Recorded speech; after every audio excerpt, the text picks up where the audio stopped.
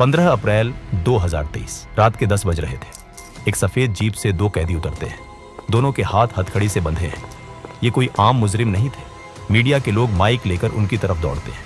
सवाल पूछे जाते हैं और तभी गोलियों की वो तड़तड़ाहट जिसने सिर्फ 9 सेकंड में पूरे भारत को सन्न कर दिया। 3 नौजवान शूटर्स जिन्होंने पुलिस के कड़े घेरे को तोड़कर भारत के सबसे खूंखार माफिया सरगना अतीक अहमद और उसके भाई अशरफ के सिर में सटाकर गोली मार दी थी। कैमरे में कैद हुई ये हत्या एक झटके में अंजाम दी गई। इस घटना ने पूरे देश को हिला डाला।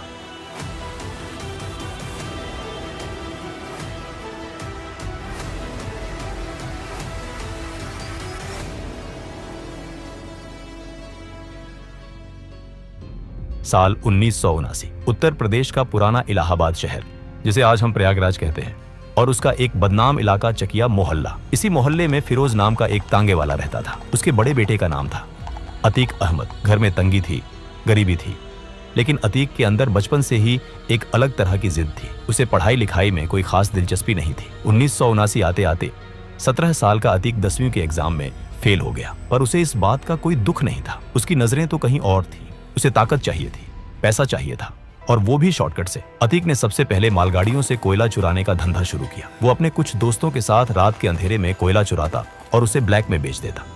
इसी चोरी चकारी के बीच अतीक के हाथों पहली बार खून हुआ। उसके खिलाफ एक हत्या का मुकदमा दर्ज हुआ। उस दौर में इलाहाबाद में जुर्म करना कोई छोटी बात नहीं थी, लेकिन अतीक को समझ आ गया था कि लोगों के अंदर डर पैदा करके ही वो पैसा और पावर कमा सकता है। धीरे धीरे उसने रेलवे के ठेकेदारों से हफ्ता वसूलना शुरू कर दिया। उसका तरीका एकदम सीधा, या तो पैसा दो या जान से हाथ धो बैठो। 80 का दशक आते आते पुराना इलाहाबाद एक और खूंखार नाम से कांपने लगा था। शौके इलाही उर्फ चांद बाबा। पुलिस चांद बाबा के इलाके में घुसने से पहले 10 बार सोचती थी। अगर उसका कोई गुर्गा पकड़ा जाता तो चांद बाबा पुलिस स्टेशन पर सरेआम बमबारी करके उसे छुड़ा लाता था। अतीक शुरुआत में चांद बाबा को अपना उस्ताद मानता था। उसे देखकर ही उसने जुर्म के तरीके सीखे थे। 1985 आते आते अतीक चांद बाबा का सबसे वफादार और खतरनाक शूटर बन चुका था। अपहरण, रंगदारी, कत्ल, अतीक हर काम में माहिर था। इसी बीच उत्तर प्रदेश में 1985 में वीर बहादुर सिंह की सरकार बनी। राज्य में फैलते जंगल राज को रोकने के लिए 1986 में यूपी का पहला गैंगस्टर एक्ट लागू किया गया। चांद बाबा जैसे दिग्गजों के मौजूद रहते हुए उत्तर प्रदेश के इतिहास का पहला गैंगस्टर एक्ट लगा अतीक अहमद पर। पुलिस ने रातों रात अतीक को उसके घर से उठाया और एक गुप्त स्थान पर ले गई। 3 दिन तक अतीक का कोई अता पता नहीं था। शहर में यह खबर फैल गई कि अतीक का एनकाउंटर हो गया है।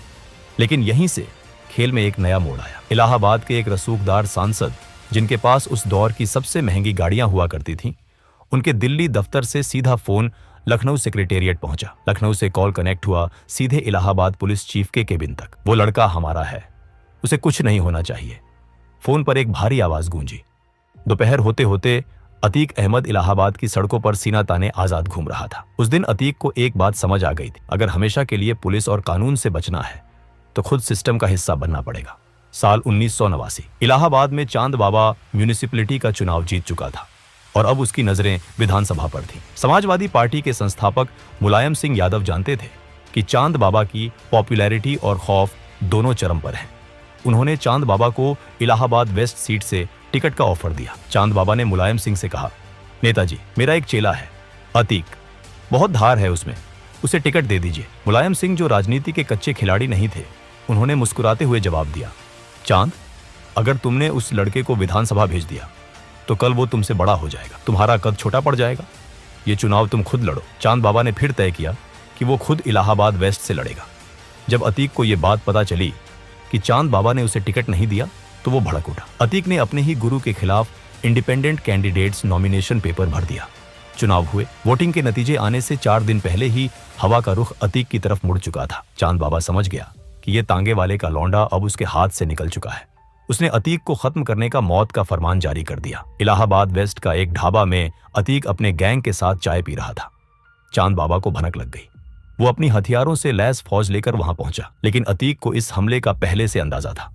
जैसे ही चांद बाबा वहां पहुंचा, चारों तरफ से गोलियों की बारिश हुई। अतीक की बंदूक से निकली गोलियों ने चांद बाबा के सीने को छलनी कर दिया। गुरु अपने ही चेले के हाथों सड़क पर तड़प तड़प कर मारा गया। अगले 1 हफ्ते के अंदर अतीक के गुर्गों ने गिद्धों की तरह चांद बाबा के गैंग के हर एक आदमी को चुन चुन कर मौत के घाट उतार दिया।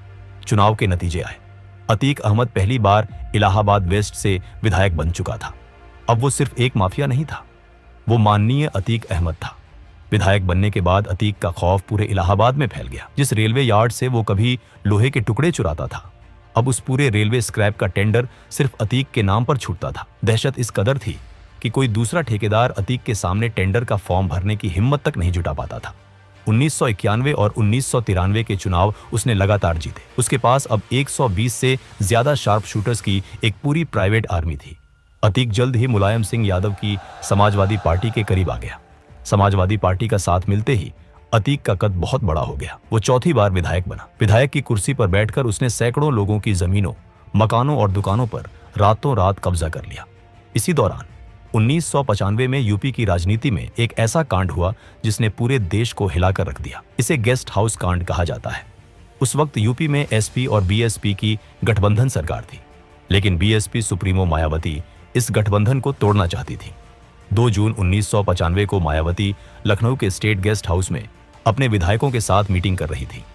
जब एसपी के नेताओं को भनक लगी कि सरकार गिरने वाली है, तो वो बौखला गए। अतीक अहमद के नेतृत्व में एसपी के गुंडों और विधायकों की एक भारी भीड़ ने गेस्ट हाउस पर हमला कर दिया। दरवाजे तोड़े गए, गालियां दी गईं और मायावती के साथ बदसलूकी की कोशिश की गई। अगर उस दिन कुछ पुलिस अफसर बीच बचाव न करते तो बहुत अनर्थ हो सकता था। इस घटना ने साबित कर दिया कि सत्ता के नशे में अतीक और उसके जैसे बाहुबली लोकतंत्र को जूते की नोक पर रखते थे। उसी साल 1996 में सिविल लाइंस इलाके में एक मशहूर व्यापारी अशोक साहू की दिन दहाड़े हत्या कर दी गई।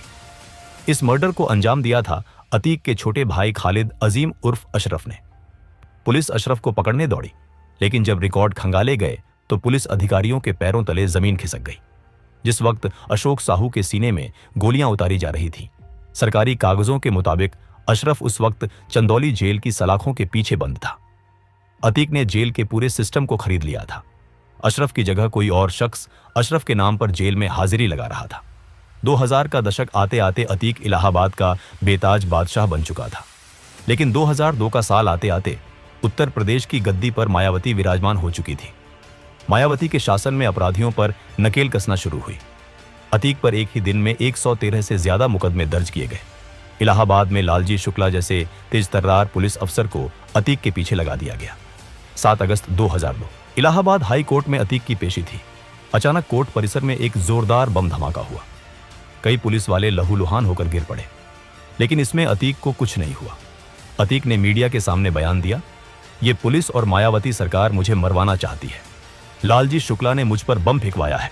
लेकिन जब पुलिस ने जांच की और इकलाक नाम के एक शख्स को गिरफ्तार किया, तो जो सच सामने आया उसने सबको चौंका दिया।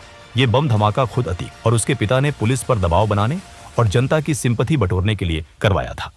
जब पत्रकारों ने इंस्पेक्टर लालजी शुक्ला से पूछा कि क्या उन्होंने बम फेंकवाया था, तो शुक्ला ने मुस्कुराते हुए जवाब दिया, अगर मैं बम फेंकवाता तो अतीक अहमद जिंदा नहीं बचता। इसके बाद 2004 के लोकसभा चुनाव में मुलायम सिंह यादव ने अतीक को फूलपुर सीट से टिकट दे दिया, जिस सीट से कभी पंडित जवाहरलाल नेहरू चुनाव जीतकर देश के प्रधानमंत्री बने थे। उसी सीट से अब एक ऐसा इंसान चुनाव लड़ रहा था जिसके ऊपर हत्या और अपहरण के दर्जनों केस थे। अतीक ये चुनाव लगभग 64,000 वोटों से जीत गया। वो अब सांसद था। सांसद बनने के बाद इलाहाबाद वेस्ट की उसकी विधायक वाली सीट खाली हो गई। अतीक ने सोचा कि वो दिल्ली में बैठकर राज करेगा और इलाहाबाद की सीट अपने छोटे भाई अशरफ को दे देगा। उसने अशरफ को उस सीट से उपचुनाव में उतार दिया, लेकिन यहीं से अतीक की बर्बादी की स्क्रिप्ट लिखी जानी शुरू हुई। अशरफ के खिलाफ बीएसपी ने एक युवा नेता को टिकट दिया, जिसका नाम था राजू पाल। राजू पाल खुद कोई दूध का धुला नहीं था, वो एक हिस्ट्री शीटर था। कभी राजू अतीक के ही गैंग के लिए काम करता था, लेकिन उसमें एक बात थी, वो अतीक से डरता नहीं था। जब उपचुनाव के नतीजे आए तो अतीक के पैरों तले से जमीन खिसक गई। उसका भाई अशरफ बीएसपी के राजू पाल से चुनाव हार गया। ये अतीक के लिए सिर्फ एक हार नहीं थी, ये उसके गुरूर पर एक तमाचा था। जिस इलाहाबाद में लोग उसके नाम से थरथर कांपते थे, वहां कोई उसके भाई को कैसे हरा सकता है। अतीक को लगा कि अगर उसने राजू पाल को नहीं हटाया तो शहर से उसका खौफ खत्म हो जाएगा। 25 जनवरी 2005 राजू पाल अपनी गाड़ी से जा रहे थे, तभी अतीक के शूटरों ने भरे बाजार उनकी गाड़ी को घेर लिया और AK-47 से गोलियों की बारिश कर दी। राजू पाल के शरीर में 19 गोलियां उतारी गईं। उसके समर्थक उसे लहूलुहान हालत में ऑटो में डालकर अस्पताल की तरफ भागे। 5 किलोमीटर के उस रास्ते में 4 पुलिस स्टेशन पड़ते थे। लेकिन अतीक के शूटर उस चलती हुई गाड़ी पर लगातार फायरिंग करते रहे। किसी खाकी वर्दी की हिम्मत नहीं हुई कि वो बीच में आकर इसे रोके। इस पूरे रोंगटे खड़े कर देने वाले हत्याकांड का एक चश्मदीद गवाह था राजू पाल का चचेरा भाई उमेश पाल। राजू पाल की मौत के बाद उस सीट पर दोबारा उपचुनाव हुए।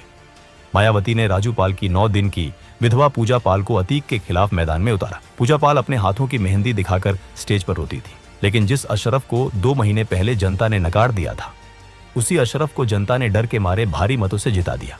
लेकिन फिर 2007 में यूपी के चुनाव हुए और मायावती पूर्ण बहुमत के साथ मुख्यमंत्री बनी। मायावती भूली नहीं थी कि 1995 के गेस्ट हाउस कांड में अतीक ने क्या किया था।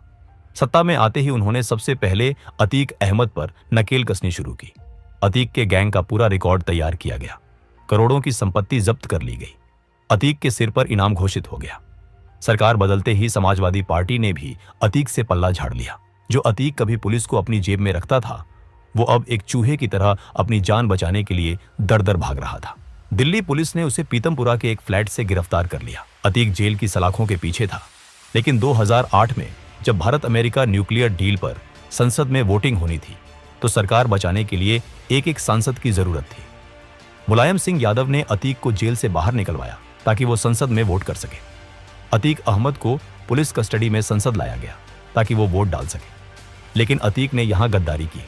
उसने पार्टी के खिलाफ जाकर वोट किया, जिसके बाद मुलायम सिंह ने उसे हमेशा के लिए पार्टी से निकाल फेंका। राजनीति से मिलने वाला सहारा खत्म हो गया। साल 2017 उत्तर प्रदेश की सियासत में एक बहुत बड़ा बदलाव आया। बीजेपी की सरकार बनी और योगी आदित्यनाथ मुख्यमंत्री बने।